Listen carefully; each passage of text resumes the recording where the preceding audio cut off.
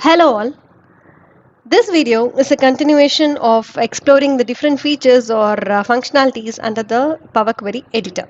Okay, so before proceeding with any visualization or reporting, we want to clean the data and make it perfect for further processing, right?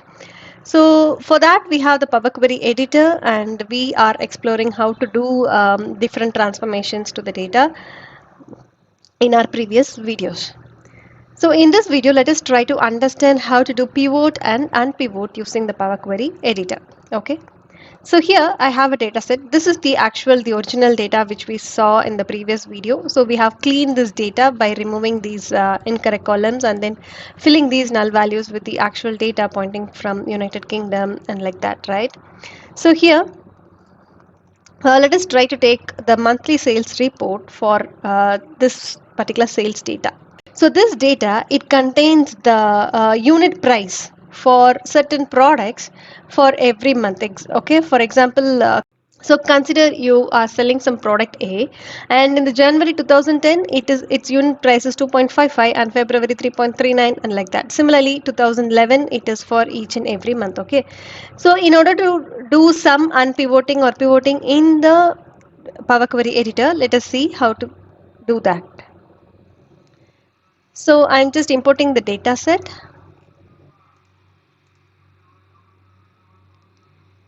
So you can see the data is loaded and all the different sheets are available here. So this is my monthly sales data for 2010 and 2011 and I want to transform it. Okay. So I'm clicking on transform data.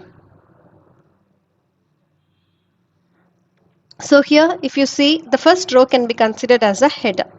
So in order to do that, as we saw in the previous video, just click on this and then use first row as header. Okay, so the first row became a header. And next, what I'm about to do is, so for each and every year there is a separate column, right? So this I want to unpivot it and make it look in a different way. Okay, so let us see how to do that. Just go to transform and click on unpivot columns. Okay, so these two are the columns where I want to unpivot. Select that and click on unpivot column. So now if you see here, for every month, for every year, you get the unit price. Okay, so for February 2010 and 2011 and March, you get like this, April and May and so on. Okay, so this is month is correct, and the attribute you can rename it as year, and the value you can name it as unit price. Okay, so we got it as unit price. And again you go here and then click on close and apply. Okay, so this is how the unpivoting is done. Same way, if you have any data like this, okay, so it contains the customer ID for each and every country, and you want to calculate how many customers are there for every country. Then this kind of data can be pivoted with the help of something like this. So again, I'm getting the data here. Since I uploaded only one sheet, now again I'm uploading it. So this time I wanted to upload the second sheet, which is called as the pivot sample. This I have created for understanding pivot. So pivot sample, I'm loading this particular data set. Okay, and I'm clicking on transform data.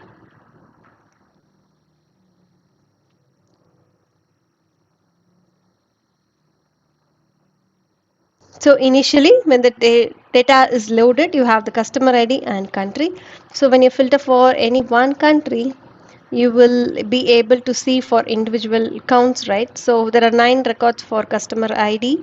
There are actually 9 records for Australia, and then same way for Austria.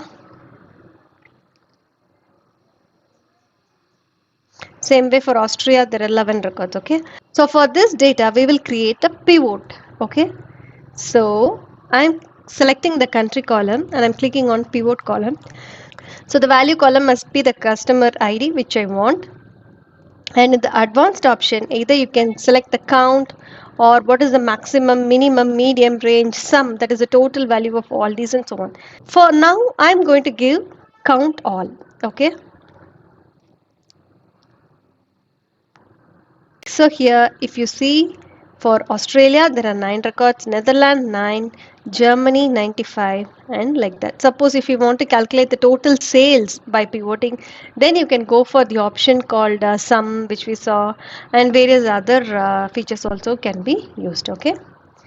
So as we discussed, whatever steps or whatever operation performing, everything will be pointed out here, and then again you can go to close and save, and now apply changes, and then your data is ready here. Okay.